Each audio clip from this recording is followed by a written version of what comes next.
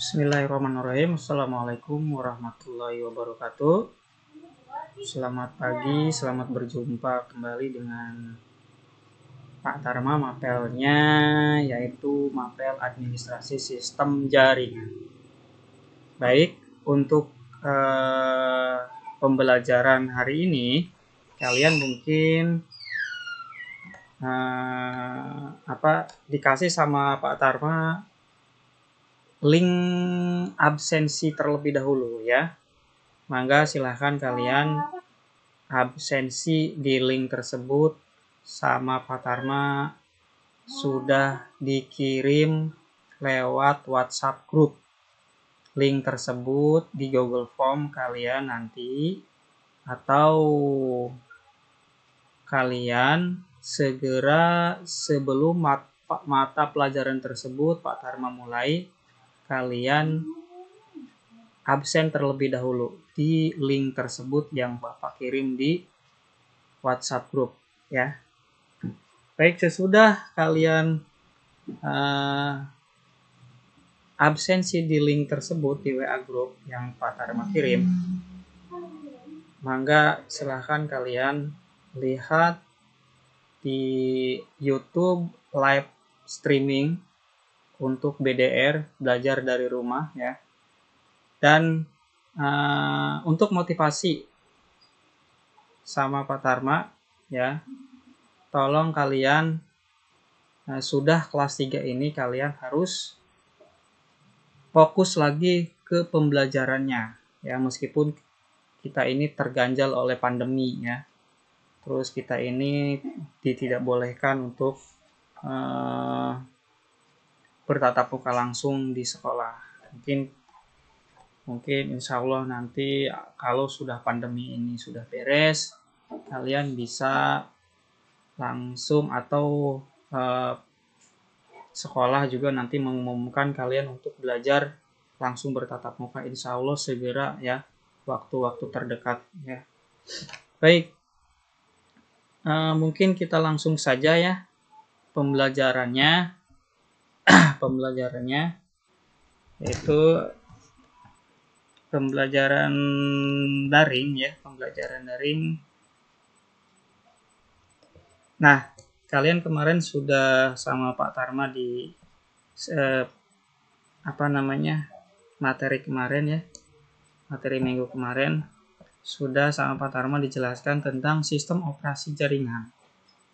Nah, sistem operasi jaringan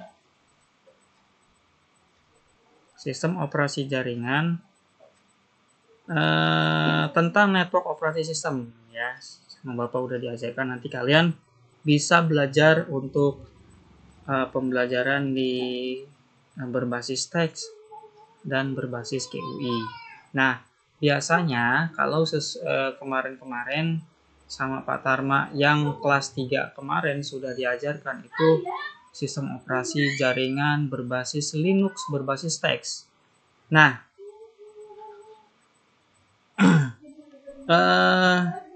kita sebentar ya.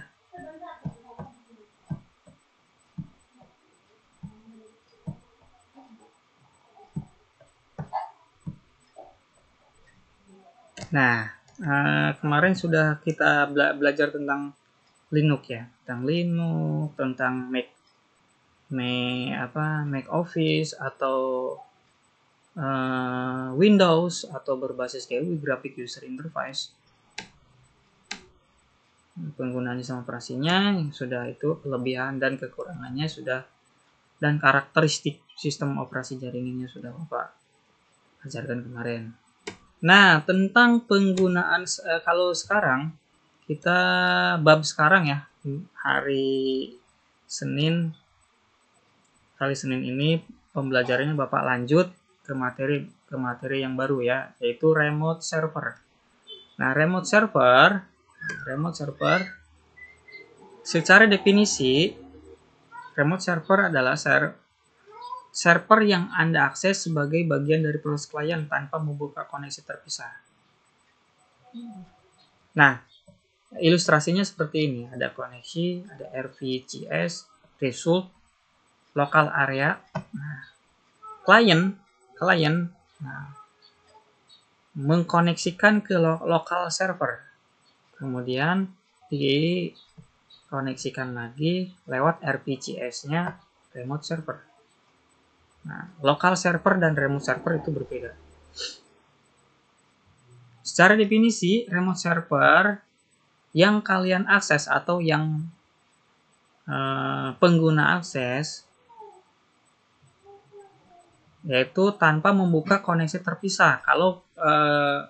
Kalau misalkan ilustrasinya seperti ini. Nah, prinsip-prinsip dan cara kerja remote server. Nah, ini ya. Sebentar. Remote server merupakan teknologi yang digunakan untuk mengakses suatu sistem atau server menggunakan media jaringan. Nah, dari media administrator jaringan, misalkan administrator jaringan itu dibuat oleh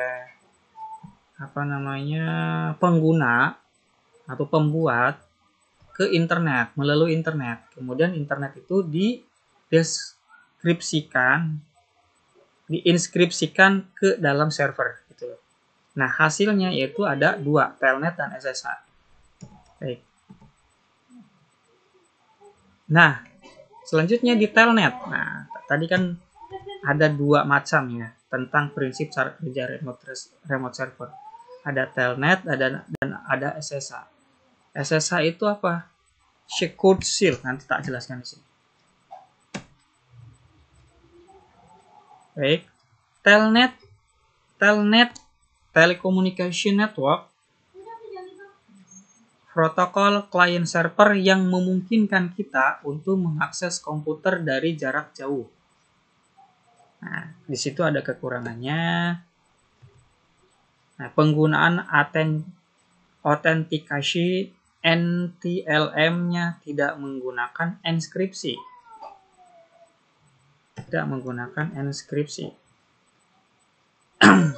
Nah, ilustrasinya seperti ini. Ada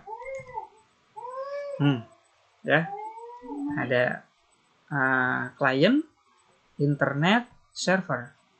Nah, telnet ini menggunakan 23 port. Ya, telnet ini menggunakan 23 port. Nah, sesudah menggunakan telnet ini menggunakan 23 port, cara bekerjanya adalah dari klien, dari data klien dikirim ke internet ya, berupa data klien lagi. Kemudian hasilnya menggunakan server yang aslinya dari klien tersebut. Nah, misalkan data kliennya kirim ABC, di internet diproses ABC kembali, lalu hasilnya dari server adalah ABC gitu ya. Kemudian jadi pertukaran data hanya menggunakan client text saja gitu ya. Nah, menggunakan 23 port yang telnet ini ya. Nanti beda ya hasil dari telnet dan SSH ini. Portnya berapa telnet, SSH-nya portnya berapa. Baik.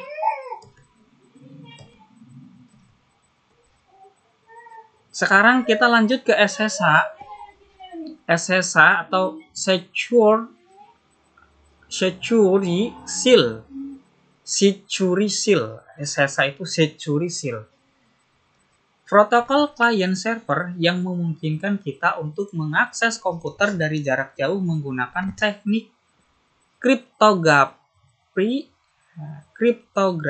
untuk memastikan semua komunikasi antara klien dan server terinskripsi. Nah, ilustrasinya seperti ini. Ya. Nah, di SSH itu ada 3 teknik. Teknik enskripsi simetris, teknik enskripsi asimetris, dan teknik enskripsi hashing. Nah, ini ilustrasinya seperti ini.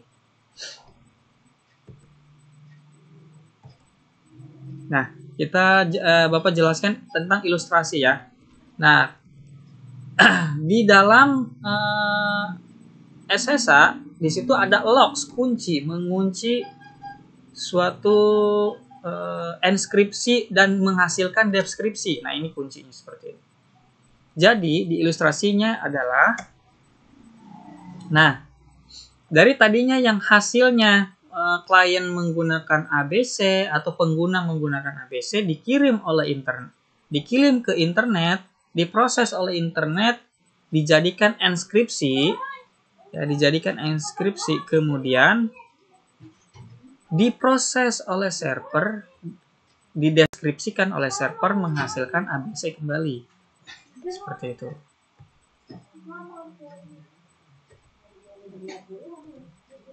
Baik, kemudian di SSA itu memiliki 22 port. Yang tadi kalau Telnet itu memiliki 23 port. Nah, perbedaannya portnya itu kalau Telnet 23, kalau port SSA itu 22 port. Di SSA itu kalau sesudah diprosesnya, sesudah sesudah diterima oleh server berupa ABC lagi, nah pengguna silakan mau reboot atau mau add user atau mau install aplikasi dan lain-lain ya di server ini yang sudah menjadi data yang sempurna. Seperti itu. Nah, kronologis lagi. Ilustrasi yang sudah sempurna datanya. Nah, awalnya seperti ini. Ya. SSA client, SSA server. Baik. Sebentar. Di remote server itu yang sekarang banyak digunakan oleh pengguna adalah SSH. Yang Telnet itu sudah dilupakan oleh pengguna, sudah tidak ada. Bukan tidak ada, maksudnya sudah jarang digunakan oleh pengguna. Banyak yang digunakan oleh pengguna sekarang menggunakan SSH. Ya, SSH itu biasanya yang sudah berbentuk aplikasi berbasis GUI atau Windows. Ya, SSH biasanya itu masuknya ke dalam PuTTY. Ya, di PuTTY. Nah, Telnet dia berbentuk Linux atau berbentuk teks. Nah, SSH bisa diaplikasikan ke dalam Linux dan bisa diaplikasikan ke dalam sistem operasi Windows. Ya. Nah, digunakan sekarang banyak yang pengguna yaitu menggunakan SSH. Telnet jarang menggunakan.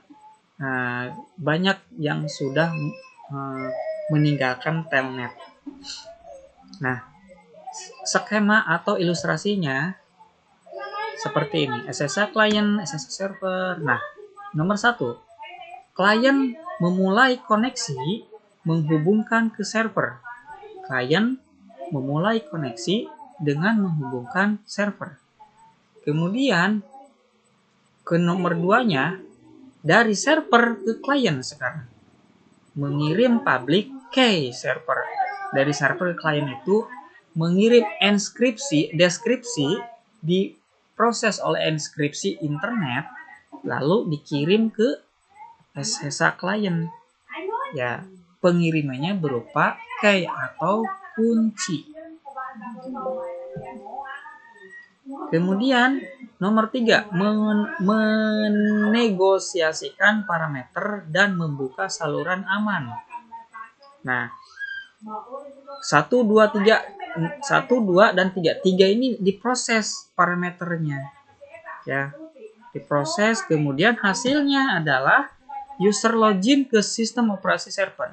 Kalau misalkan proses data itu sudah sempurna, sudah baik, sudah diterima oleh SSH client ke internet, kita proses datanya ke SSH server, itu menghasilkan user login ke sistem operasi server. Nah, yang barusan, yang tadi. Nah, dari ABC dienkripsikan lewat internet. Nah, masuk ke dalam, dideskripsikan oleh server ABC, masuk ke internetnya ABC, dienkripsikan, dikirim lagi internet ke server, dideskripsikan, masih ABC, sistemnya tidak berubah, datanya tidak berubah. Seperti itu. Baik, nomor 4. Nah, user login user server ini sudah SSH ini sudah bisa digunakan oleh pengguna, ya. Mungkin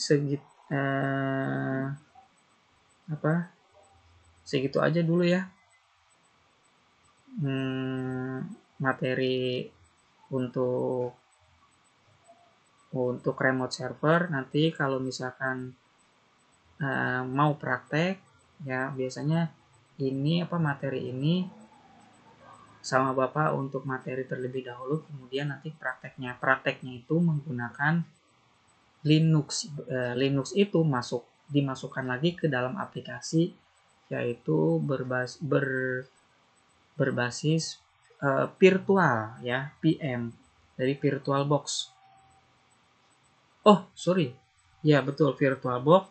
Nanti di VirtualBox itu, di keluarannya itu menggunakan sistem operasi Windows ya. Yang misalkan nih dari servernya Pak Dharma menggunakan Windows, kemudian di Windows itu diinstal VirtualBox-nya, kemudian di balik VirtualBox itu bisa menggunakan atau bisa menginstal di dalam VirtualBox itu bisa menginstal Linux-nya, ya, Linux. Yang Bapak sudah siapkan Bapak Linux-nya, yaitu Linux Debian 7. Mungkin itu aja ya pertemuan hari ini. Mungkin kita bisa lanjutkan di minggu depan. Nah, minggu depan mungkin ada materi baru lagi, nanti Bapak kasih tahu tentang materinya terlebih dahulu, kemudian nanti insya Allah dievaluasi kembali materi pertemuan pertama dan materi pertemuan kedua, ya. Terima kasih.